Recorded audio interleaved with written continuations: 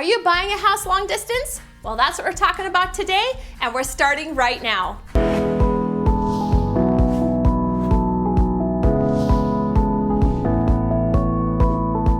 everyone, this is Ledeana Strand in Portrait, Washington. If this is your first time to this channel and you want to learn everything about working, eating, sleeping, living, and playing, make sure you tap the subscribe button and click the little bell so you're notified every time I do a new video. I get calls, emails, texts every single day. I'm helping them and I absolutely love it. So people, if you're thinking about moving, relocating to the Northwest Washington area, make sure you give me a call, shoot me a text, send me an email, however you want to get a hold of me. I've got your back when moving to the Northwest Washington area. So you're buying a house long distance. Well, I've got 5 tips to help make your life easier. Tip number 1, do your research if you're moving to an area that you've never been to before. So for instance, here in Northwest Washington, we have all sorts of different areas. We've got Kitsap County, which includes cities such as Bremerton, Silverdale, Poulsbo, etc. We've got Mason County, we've got Pierce County. We've got areas that are closer to the ferry terminals if you're commuting.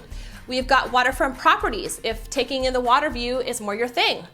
And they all have their various pros and cons. So you need to figure out, where do you want to live based on what's important to you? Do you want to be where the good schools are? Do you want to have a good commute distance in the morning? Do you want to be where there are lots of other families that have small kids because you do?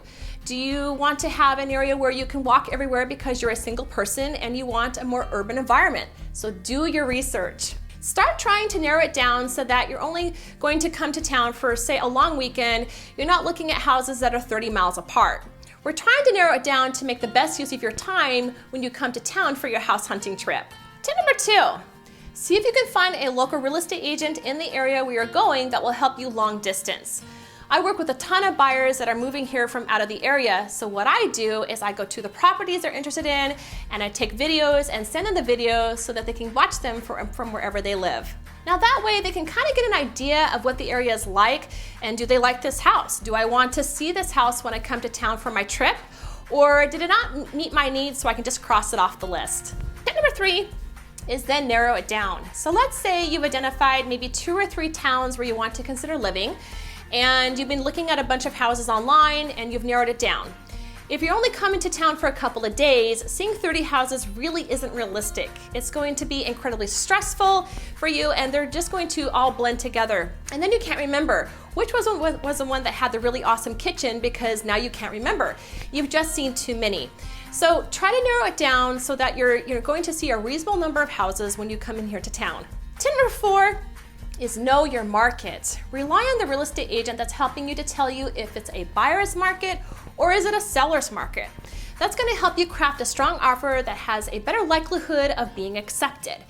If there are 100 houses for sale and only 50 buyers out there shopping, then it's a buyer's market. If there are 50 houses for sale and 100 buyers out there shopping, then it's a seller's market. And you need to know what kind of activity is going on in your market so that you know how to craft the strongest offer that has the best likelihood of getting accepted the first time around. Tip number 5 is do your home inspections anyways.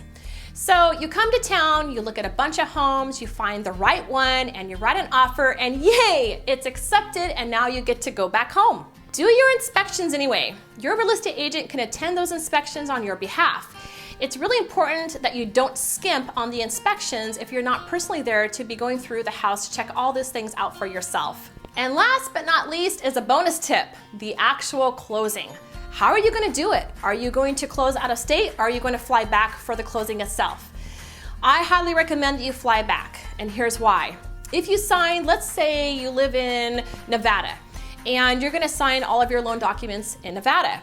You may have to sign at a local title company or a local real estate agent's office and do all of that paperwork. They then FedEx it back, and when the title company here in Washington State gets it and says, oops, you missed a signature on page 1, oh, that is a huge pain. It can delay your closing, and then the seller's not happy. Nobody's happy if it doesn't get closed on time simply because of a clerical error. There's also an additional fee for doing that, and by the time you add a couple $100 worth of fees, you probably could have just bought a really inexpensive plane ticket.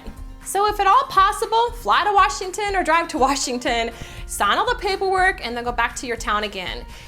It's a less likelihood of something going wrong. So now you know how to make your life easier and less stressful if you're buying a house long distance. If you're moving, relocating to the Northwest Washington area, make sure you reach out, give me a call, shoot me a text, send me an email, or however you want to get a hold of me. I would love to chat. And before you leave, don't forget to hit that subscribe button so you don't miss any of my future videos. Thank you so much for watching, and I'll see you on the next one.